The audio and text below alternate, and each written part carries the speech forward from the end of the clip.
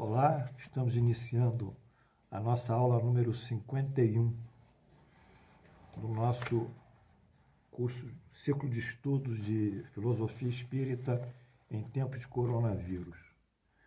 Queremos pedir para o César Faria Vieira, que está na Unimed, no Hospital da Unimed, na Avenida Ayrton Senna, na Barra da Tijuca, ao nosso querido Arnaldo Galperin, pelo seu espírito, que seja assistido, e também ao senhor Gentil Carula, que faleceu em Cambará, no norte do Paraná. A aula de hoje é a continuidade do capítulo 11 do nosso Evangelho segundo o Espiritismo, edição aqui a minha da CELD, Centro Espírita Leon Denis, amar ao próximo como a si mesmo. Introdutoriamente, eu queria dizer que essa questão de amar o próximo é uma questão muito delicada em relação à palavra, eu diria melhor ainda, o sentimento amor. O sentimento amor é um sentimento muito caro para todas as pessoas, todos os espíritos, homens, mulheres. É uma coisa muito delicada, muito profunda, muito sensível. E quando nós lemos esse texto que sugere o mandamento que indica que nós devemos amar o próximo como a nós próprios, mesmo amar o próximo, quem é esse próximo? É um estranho, é uma pessoa que nós não conhecemos, não convivemos, nem sabemos quem é, enfim. Então, essa distopia, eu diria, entre o amor, sentimento, e o mandamento amar o próximo como a nós próprios, é algo que não cai ainda bem dentro da nossa cultura, da nossa forma de viver. Não que desejemos o próximo a desgraça, a tragédia, a perda, a infelicidade, a desonra, o mal. Não. Mas entre amar aqueles que nós estão mais próximos de nós e que a gente sente pela presença deles uma alegria indizível, muitas vezes, uma docitude que sobe do nosso espírito, às vezes até acende os olhos, é um pouco difícil e um pouco controvertido. Então, nós vamos voltar a alguns pontos de hoje, referente à aula de ontem, e vamos desenvolver um pouquinho para que a gente entenda que isso não é tão assustador como parece a primeira observação, como eu toquei aqui. Bem, em Mateus 23, 22, 34 e 40, nós vimos a síntese disso. Amarás o Senhor teu Deus de todo o teu coração, de toda a tua alma e de todo o teu espírito. Jesus catalogou o amor a Deus, como o maior e primeiro mandamento. E como segundo, o semelhante a esse primeiro, que amarás o teu próximo como a ti mesmo. Aliás, é mais fácil amar a Deus, né? Muito mais fácil do que o próximo, dentro da nossa capacidade afetiva. E ele sintetizou isso, amar a Deus e o próximo, dizendo que toda a lei e os profetas estão encerrados nesses dois mandamentos. Fez essa síntese. Bem, quando ele estatuiu isso, toda a lei e os profetas, tudo que Moisés escreveu, estão contidos nesses dois mandamentos, amar a Deus e ao próximo. Isso trouxe assim um choque de surpresa, um ineditismo, não é?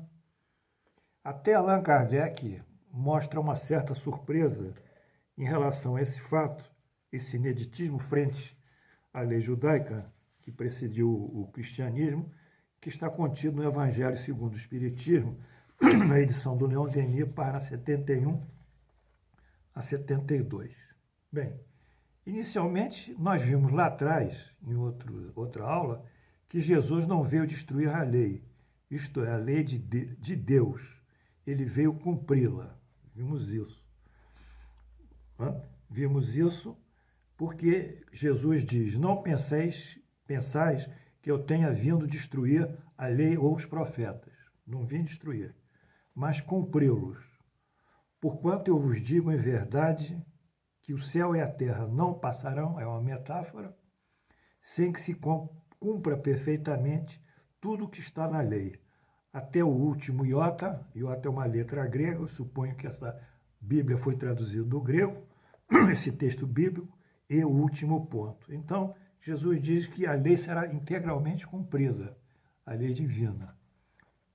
E ele não veio destruir essa lei que está consubstanciada lá nos livros de Moisés. Ele não vem destruir, nem o que os profetas disseram, mas vem cumpri-los.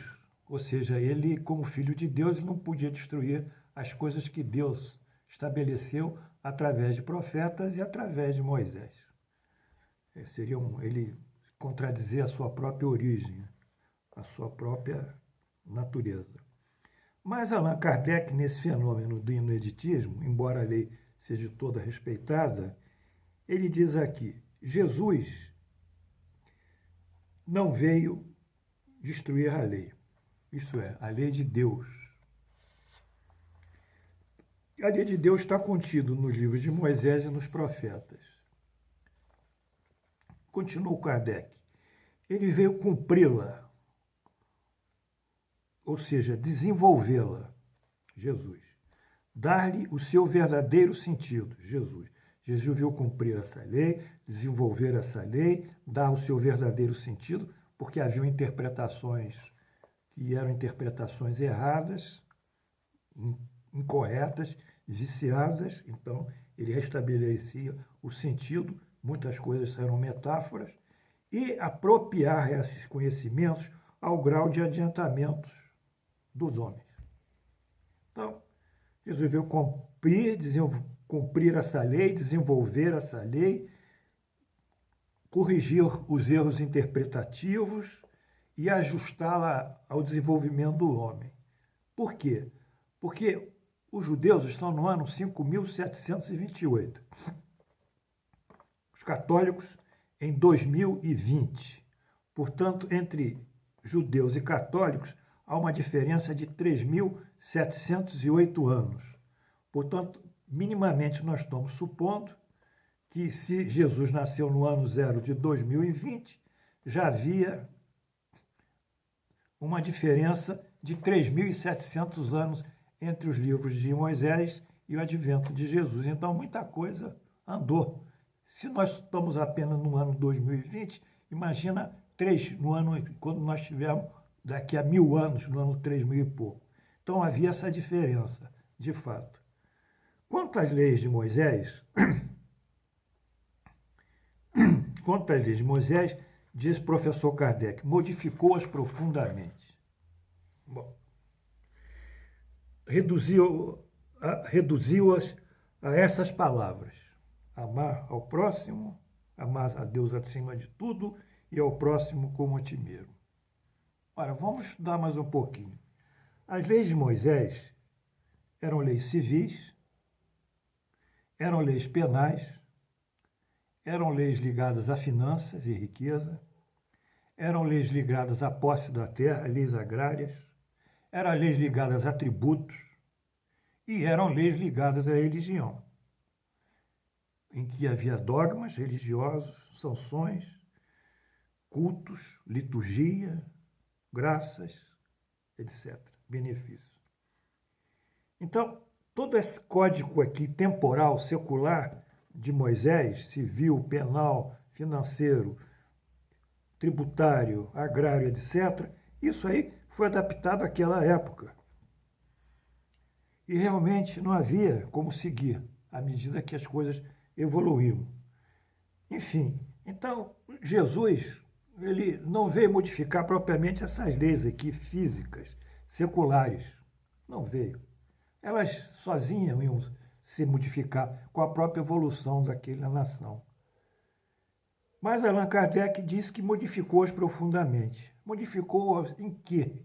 Se, de fato, o que sobra para o Jesus são as leis morais. Bom,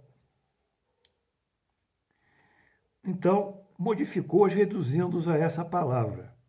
Amor, amar a Deus acima de tudo e ao próximo como a ti mesmo. Eu faço até um parênteses, se Jesus voltasse hoje, absurdo, por absurdo, ele ia ter a mesma postura contra essas condições civis, penais, etc. Ia ter muita coisa, ia ser modificada, né? E contra a própria liturgia, porque ele nunca propôs nenhum ato litúrgico, né? Como nós vimos naquele sujeito que tem um problema com o outro e deposita a oferenda no altar e diz, olha, antes de depositar essa oferenda sua, vai lá e se concilia com o teu próximo e volta. Então, o que Jesus fez? Allan Kardec diz que Jesus, então, reduziu todos esses conhecimentos a essa lei. Ele usa o termo reduzir. Para mim, com referência a respeito ao meu professor, ele não reduziu.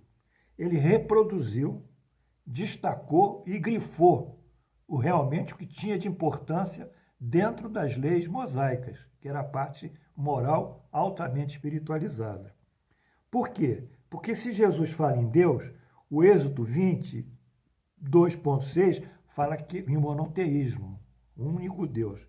Se Jesus fala em amar a Deus, o Deuteronômio 6.46 fala, amarás o Senhor teu Deus. Se Jesus fala em amor a Deus, o Deuteronômio fala 10, 12, 13, não temais Deus, ame-o. Quer dizer, ame-o. Muita gente diz que Deus dos judeus é um Deus temente, mas isso foi reformulado aqui no Deuteronômio 10, 12.13. E se Jesus manda amar o próximo, em Levítico 19, 18, que é um texto clássico, o Levítico diz amar ao próximo como a vós mesmo. Então, mediante essas referências aqui bíblicas, constantes desde Êxodo até o último livro do Deuteronômio, a gente acha que Jesus, ele pegou esses fatos, porque a cultura dele era judaica, e reformulou. Portanto, que nós temos que fechar aqui e dizer o seguinte, nesse tempo final, que Jesus foi um legislador moralista, está aqui, que era um espírito puro, sem nenhum vício, sem nenhuma imperfeição, sim. Que tinha uma missão messiânica, sim.